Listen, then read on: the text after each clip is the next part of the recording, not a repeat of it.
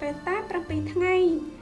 សូមជម្រាបសួរនិងស្វាគមន៍បងប្អូនទស្សនិកជនដែលចូលមកទស្សនាវីដេអូថែរក្សាសម្រស់និងសុខភាពបែបធម្មជាតិថ្ងៃនេះខ្ញុំនឹងបង្ហាញបងប្អូនពីវិធីធ្វើសាប៊ូខាត់ស្បែកដែលធ្វើឲ្យស្បែករបស់បងប្អូនសខ្ចីនិងភ្លឺរលោងភ្លាម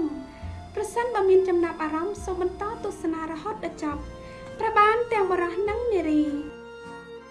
គ្រឿងផ្សំដំបូងដែលយើងនឹងត្រូវការគឺសាប៊ូដុំដែលធ្វើឲ្យស្បែកសបងប្អូនអាចប្រើសាប៊ូដុំប្រភេទផ្សេងទៀតដែលបងប្អូនមានយើងត្រូវឆូតសាប៊ូចំនួន2ស្លាបព្រាបាយ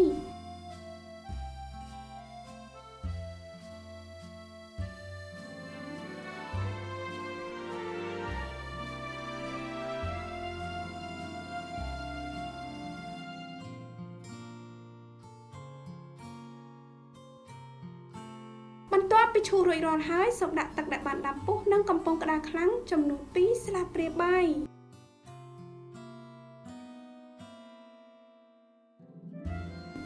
សូមកូររហូតទាល់តែសាប៊ូរលាយអស់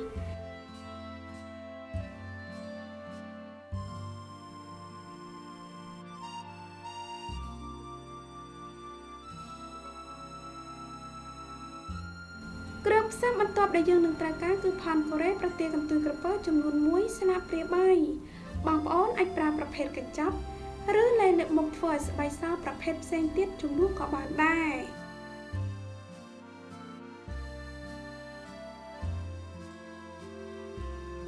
បន្ទាប់មកសូមដាក់ម្សៅកាហ្វេចំនួន2ស្លាបព្រាបាយ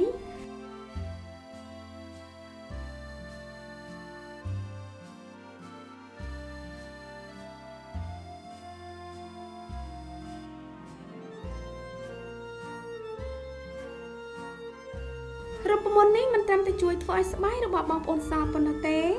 តែថែមទាំងជួយបំបត្តិស្បែកដែលខ្មៅដោយសារពន្លឺព្រះអាទិត្យនិងកន្លែងដែលខ្មៅផ្សេងទៀតចេញពីស្បែករបស់បងប្អូនបានទៀតផងបន្ទាប់មកសូមដាក់ទឹកក្រូចឆ្មាចំនួន2ស្លាបព្រាបាយ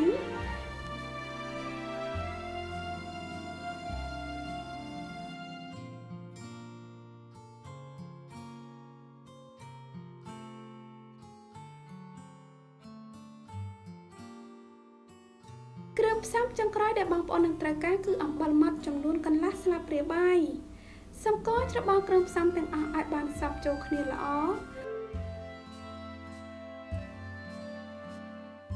រូបមន្តធ្វើឲ្យស្បែកសរបស់យើងគឺបានរួចរាល់សូមលាបថ្នមៗនៅលើដៃជើងនិងនៅលើផ្នែកណាមួយនៃរាងកាយដែលបងប្អូនចង់ទទួលបានស្បែកសស្អាតបន្ទាប់ពីលាបរួចរាល់ហើយសូមទុកចោលរយៈពេល15ទៅ20នាទីបន្ទាប់មកសូមប្រើអេប៉ុងឬស្បែកដោះខ្លួនរបស់បងប្អូនមកម៉ាស្សាថ្នមរយៈពេល2ទៅ3នាទីទៀតរួចហើយសូមលាងជម្រះចេញជាមួយទឹកធម្មតាកុំភ្លេចលាបឡេឬក្រែមផ្ដោតសំណើមដែលបងប្អូនប្រើរាល់ថ្ងៃសម្រាប់លទ្ធផលកាន់តែប្រសើរសូមប្រើរូបមន្តនេះ4ទៅ5ដងក្នុងមួយសប្តាហ៍ដើម្បីទទួលបានលទ្ធផលឆាប់ៗដោយដែលបងប្អូនបានឃើញដៃរបស់ខ្ញុំមើលទៅសស្អាតនិងភ្លឺរលោងតាំងពីការប្រើប្រាស់លើកដំបូងសង្ឃឹមថាបងប្អូនជឿចិត្តវីដេអូនេះប្រសិនបើបងប្អូនមានសំណួរឬយោបល់សូមសរសេរ comment ខាងក្រោម